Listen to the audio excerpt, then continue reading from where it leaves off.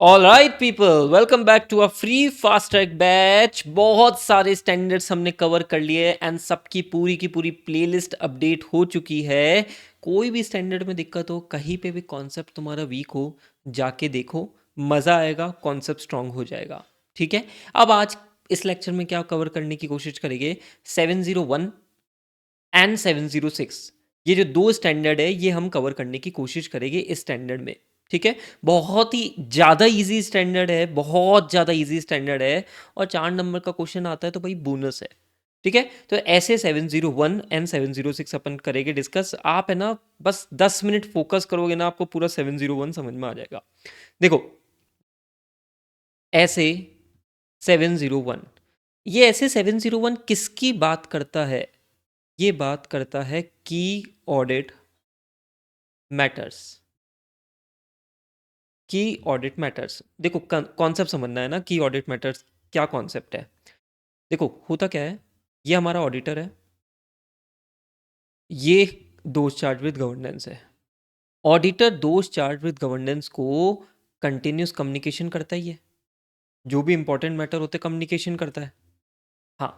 अब क्या हुआ, सपोज करो इसने कम्युनिकेशन 5 चीजें करी, 1 2 3 4 5, 5 चीजें इसने कम्युनिकेट करी।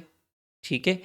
इसमें से जो बहुत ज़्यादा सिग्निफिकेंट होगी ना, जो यूज़र को पता होनी चाहिए, मतलब जो ऑडिट रिपोर्ट पढ़ रहा है उसको पता होनी चाहिए। लेट्स से सपोज करो सेकंड मैटर ऐसा है और फोर्थ मैटर ऐसा है जो कि बहुत इंपॉर्टेंट है, as per auditor professional judgement वो यूज़र को पता होना चाहिए,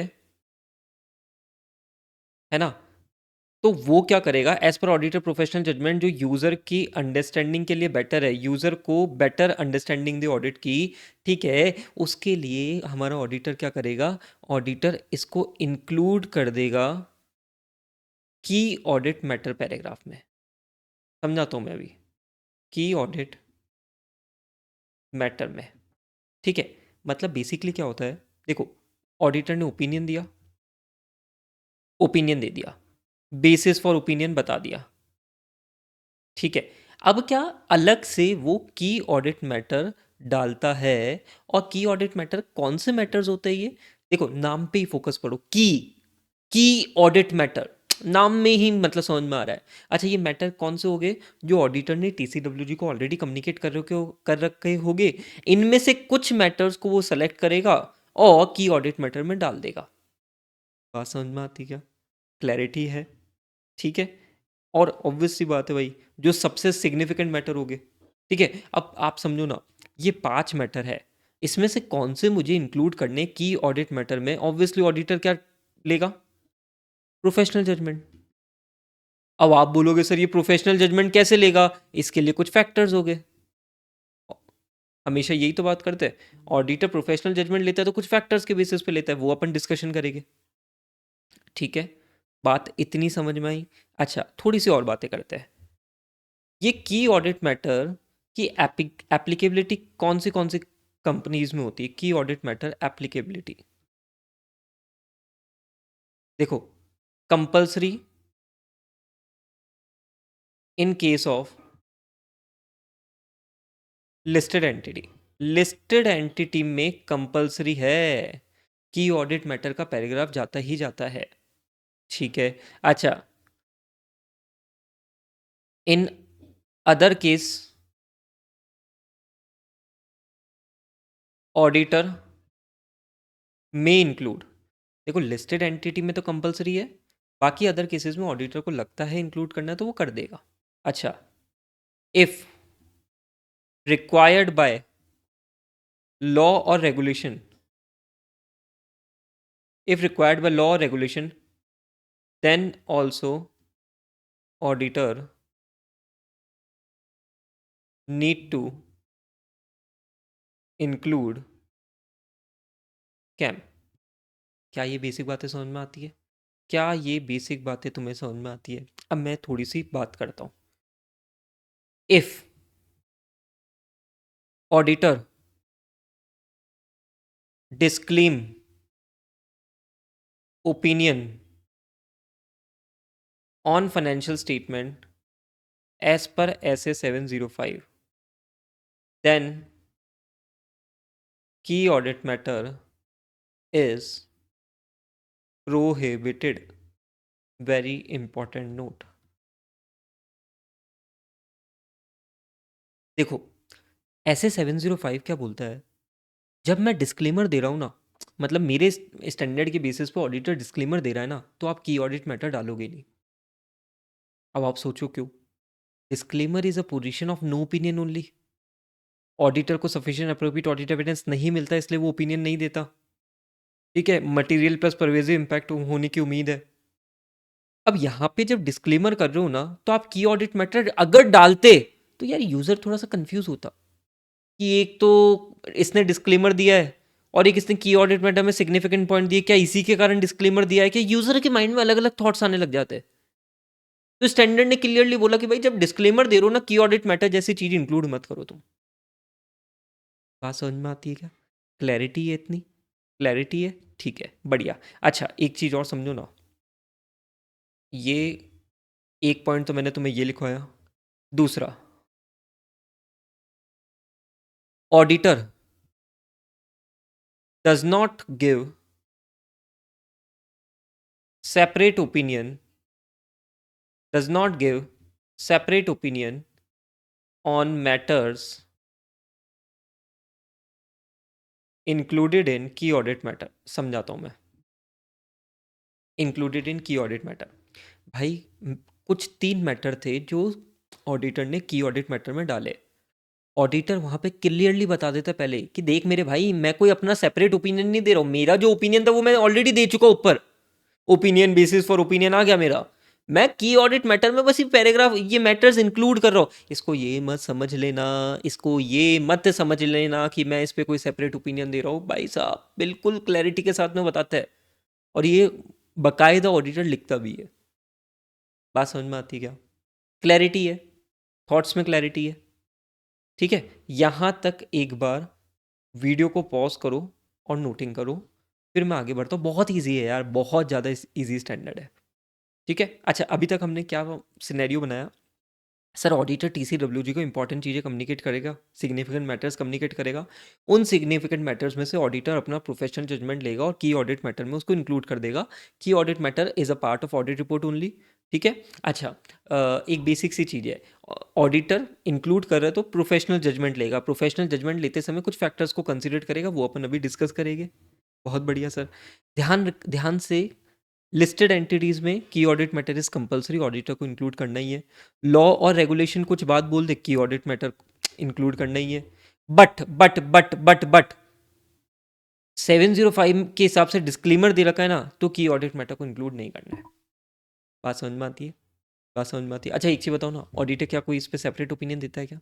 नहीं भाई, सेपरेट ओपिनियन नहीं दे रहे यार, कोई इस पे सेपरेट ओपिनियन नहीं दिया जा रहा। ठीक है, क्लैरिटी है। अच्छा, अब आप सोचोगे बेनिफिट क्या है? बेनिफिट क्या है? यार आप समझो ना, सबसे बड़ा बेनिफिट तो ऑडिट रिपोर्ट की वैल्यू थोड़ी सी बढ़ जाएगी, है ना? तो यहां पे बोलते हैं it add communicative value, it add communicative value to audit report. ठीक है सर। अच्छा, it assist users to understand significant matter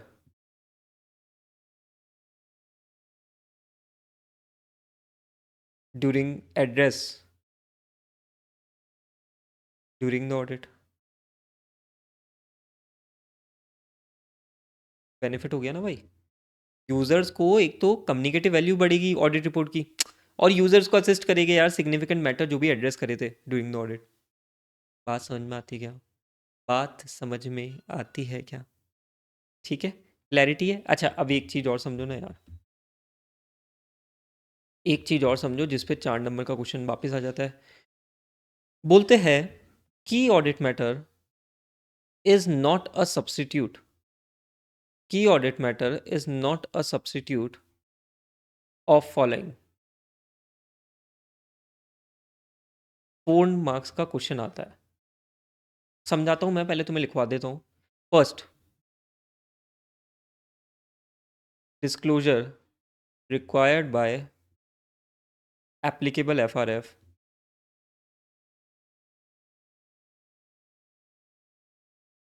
to be done by management. दूसरा,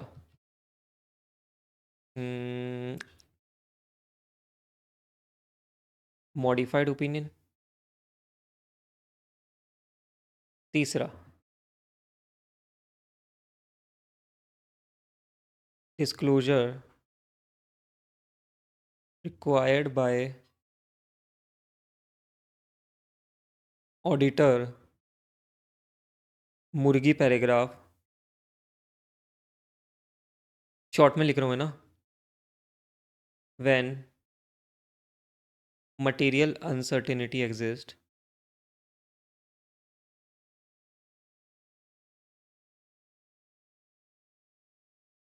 and entity discloses in financial statement separate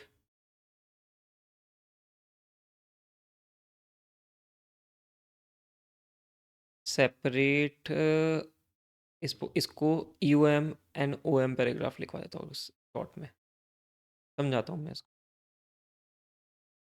ठीक है, 4 point है। देखो भाई, की audit matter is not a substitute of the following.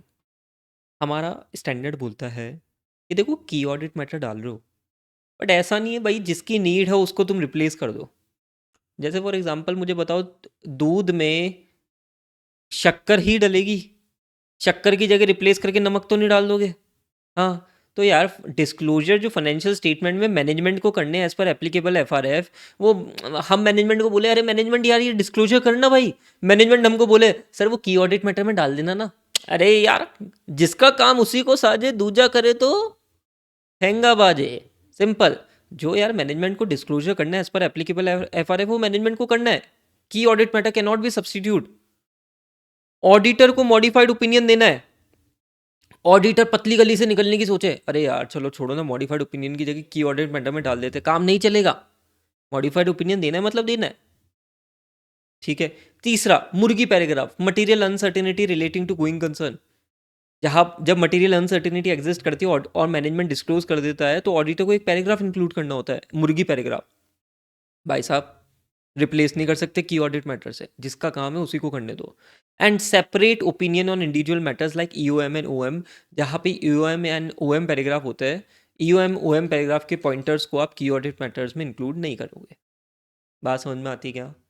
Clarity है क्या थॉट्स में? ठीक है, ये एक बेसिक बात है जो आपको ध्यान में रख के चलनी है। अब मैं आ रहा हूँ अपने नोट्स पे और मैं आपको खटाखट नोट्स करवा देता हूँ। पहले तो यही टॉपिक कर लो यार।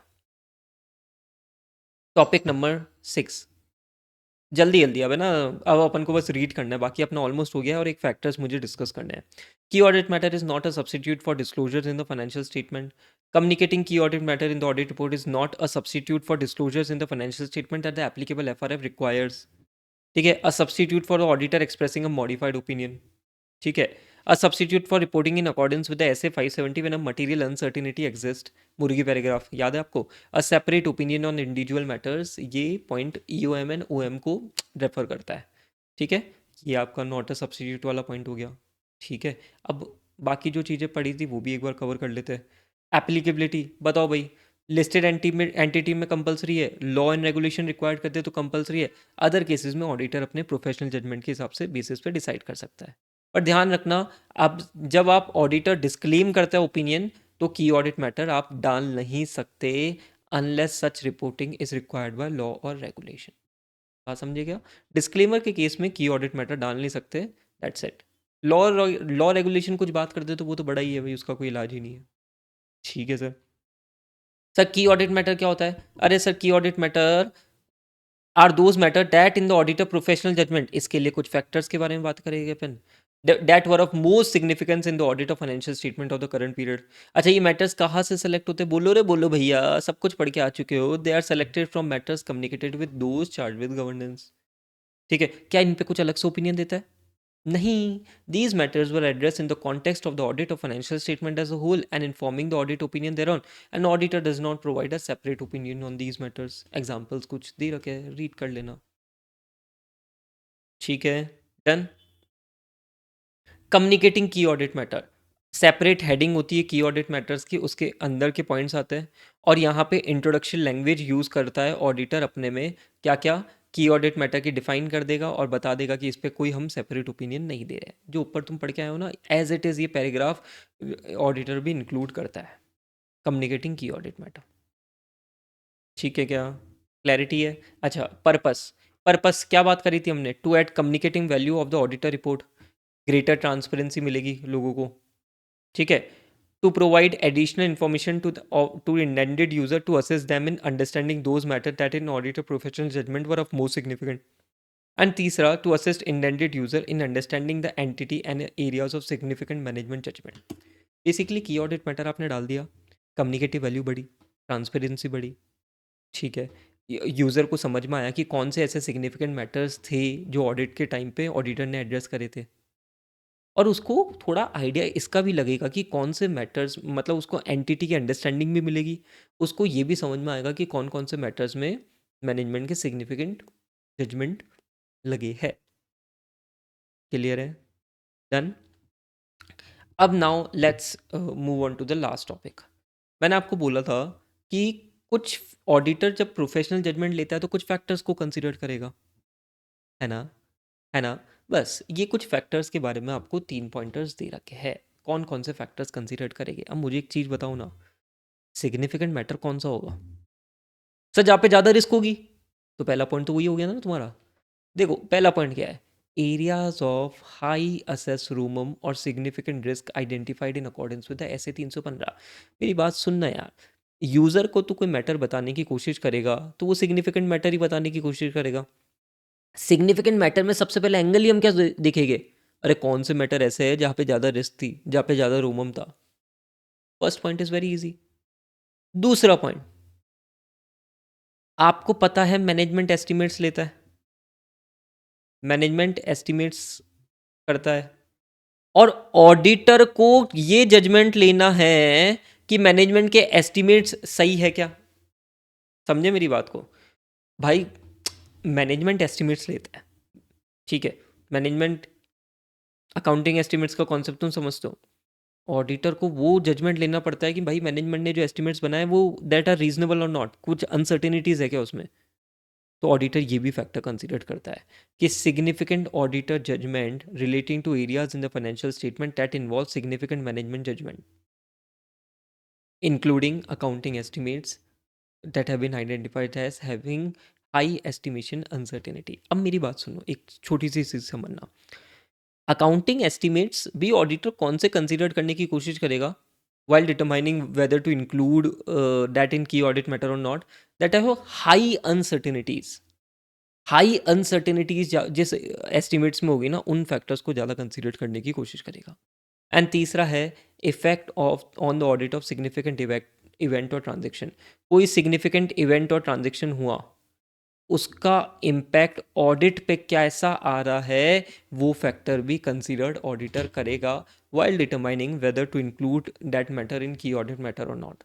फॉर एग्जाम्पल लेट्स से भाई कि कोई लोन से रिलेटेड एंटिटी ने लोन लिया था, उसकी कोई कंप्लायंस थे, एंटिटी उसको पूरा नहीं कर पा रही थी, डिफ़ॉल्ट हो सकता था, तो ये सिग्निफिकेंट मैटर है, सिग्निफिकेंट इवेंट एंड ट्रांजेक्शन है। इसका ऑडिट पे क्या इम्पैक्ट आया, ऑडिटर वो कंसीडर करेगा एंड फिर फाइनली डिसाइड करेगा कि इंक्लूड करना है नहीं करना है। Point is clear? Point is clear my dear students? हो गया भाई, कंप्लीट हो गया, स्टैंडर्ड हो गया। बाकी कम्युनिकेशन विथ टीसीडब्ल्यूजी, जो भी हम मैटर्स को इंक्लूड करते हैं ना, वो हम टीसीडब्ल्यूजी को बता देते हैं, ठीक है, पूरा बता देते हैं। और अगर कोई की मैटर, की ऑडिट मैटर नहीं भी होता ना ऑडिट रिपोर्ट में, तो भी हम उसको बता देते हैं कि भाई कोई की ऑडिट मैटर नहीं है। That's a very basic point. ठीक है, डन, कंप्लीट हो गया भाई। की ऑडिट मैटर का पूरा कॉन्सेप्ट आपका कवर हो गया है, खटाखट पूरा डिटेल्ड अपना डिस्कशन हो गया है की ऑडिट मैटर का। ठीक है। Next standard that we will be covering is S 706। अभी कवर कर लेंगे इसको भी। ठीक है, वीडियो को पॉज कर लो एक बार और एक बार की ऑडिट मैटर पूरा कवर कर लो, देन 706 पे जाना। एक साथ मत जाना, ठीक है। मैं इसको एक ही वीडियो में डाल रहा हूँ, बट आप 701 एक बार पूरा पढ़ लेना, उसके बाद में 706 पे जाना। ठीक है, कन्फ्यूजन क्रिएट नहीं करना है।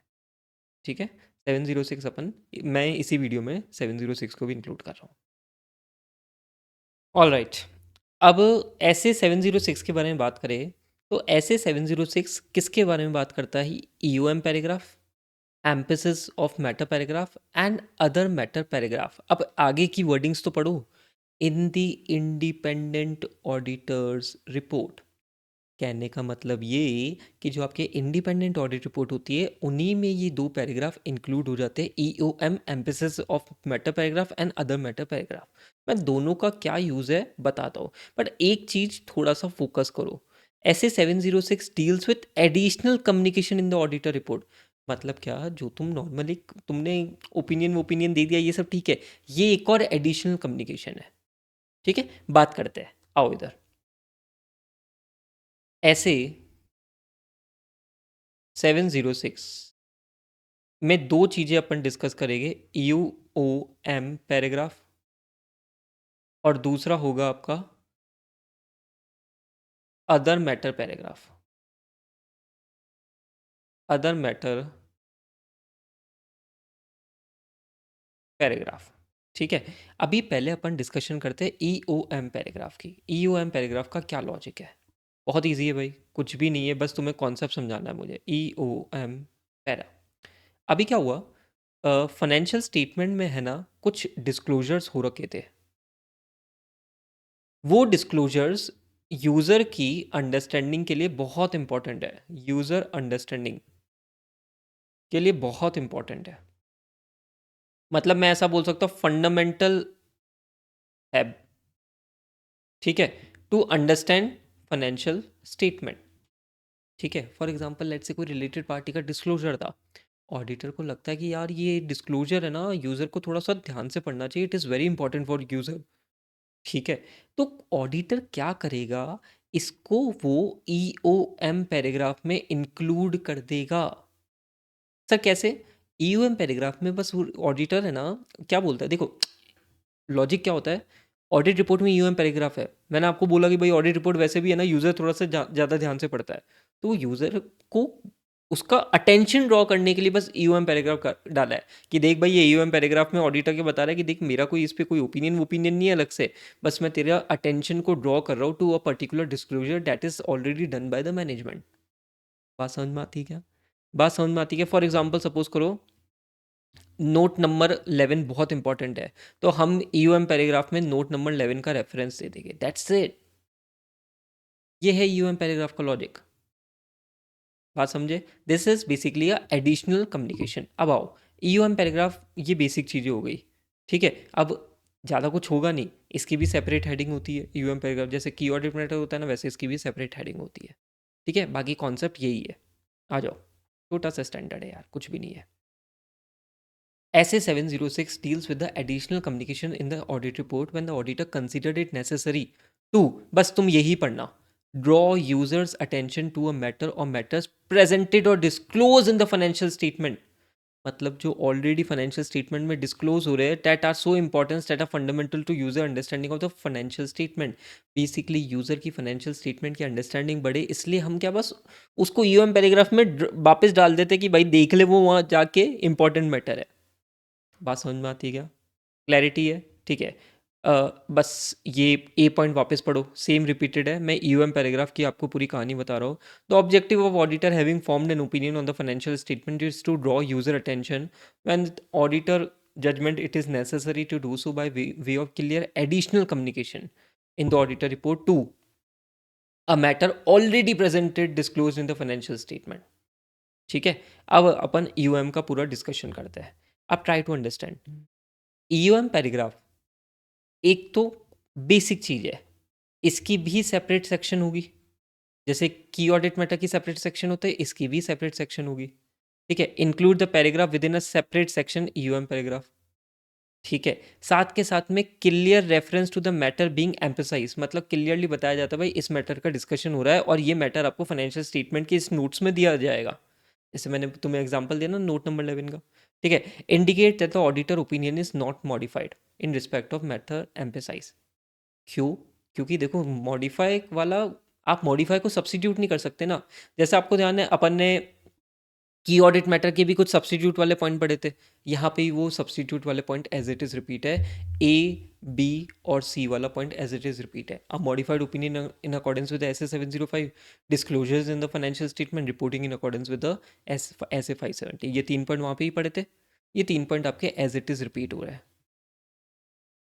Repeat of topic covered in S A 701 की ऑडिट मैटर। बात समझ में आती है क्या? कॉन्सेप्ट समझो, बस कॉन्सेप्ट को पकड़ो। ठीक है। फिर एक चीज़ और, EOM paragraph in the auditor report.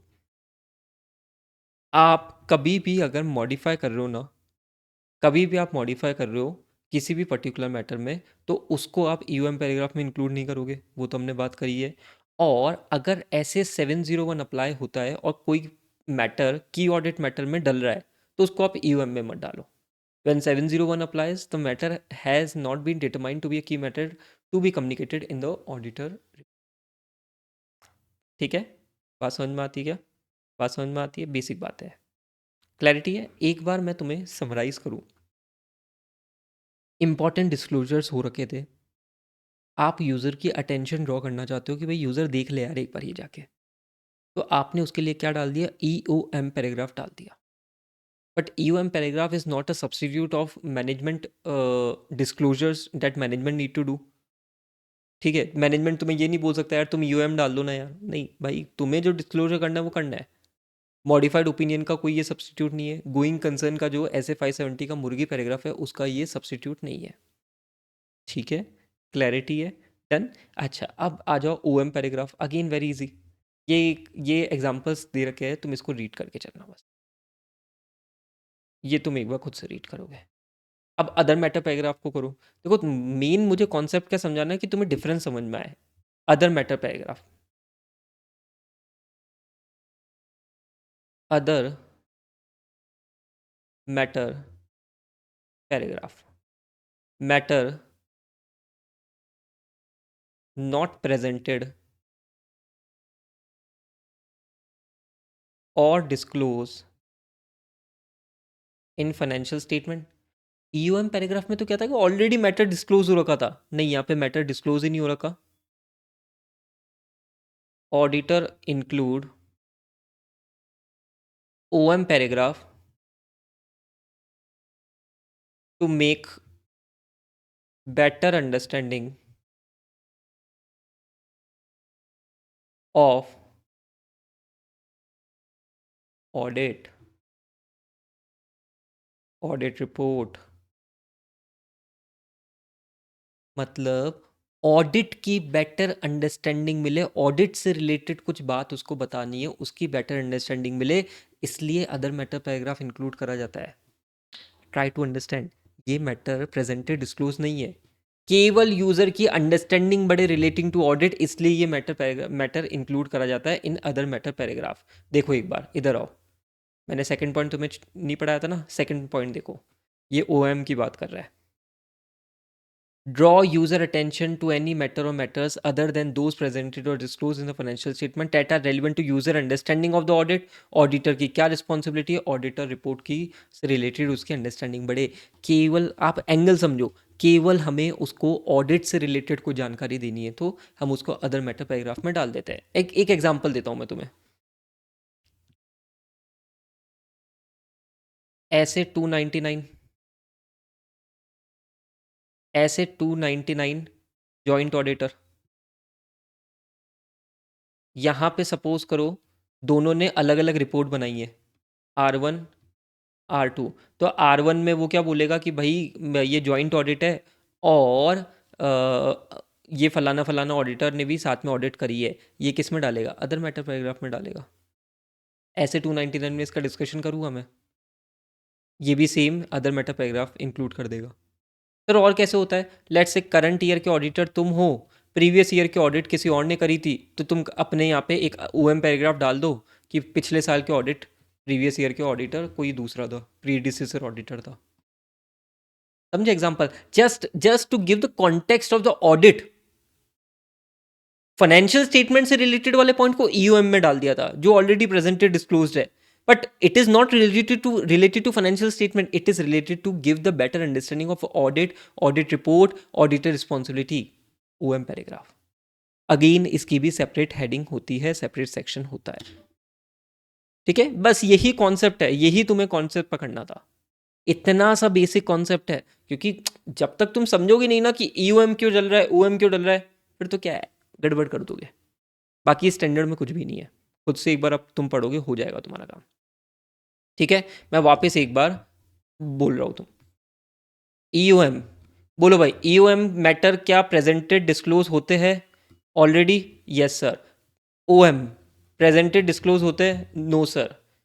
ये किसकी अंडरस्टैंडिंग के लिए होता है? फाइनेंशियल स्टेटमेंट की अंडरस्टैंडिंग। और ये ऑडिट से रिलेटेड, ऑडिटर की रिस्पॉन्सिबिलिटी से रिलेटेड, ऑडिट रिपोर्ट से related. That's it, this is a basic difference EOM and OM. OM के बहुत सारे एग्जांपल्स अपन 710 स्टैंडर्ड 710 स्टैंडर्ड में अपन देखेंगे अभी इसके, ओएम के बहुत सारे एग्जांपल्स। ठीक है, डन। मेरा ट्राई था बिल्कुल आपको कॉन्सेप्चुअल अंडरस्टैंडिंग देने का, बिल्कुल बेसिक कॉन्सेप्चुअल अंडरस्टैंडिंग मैं आपको दे सकूँ ईओएम और ओएम की, दैट्स इट, मेरा वो टारगेट था। ठीक है, कि ऑडिट मैटर में भी हमको कॉन्सेप्चुअली हमारा स्ट्रॉन्ग करना था कि भाई ये कॉन्सेप्ट क्या है इनका। ठीक है, वो हो गया तो बाकी काम हो जाएगा अपना, कोई दिक्कत की बात नहीं है।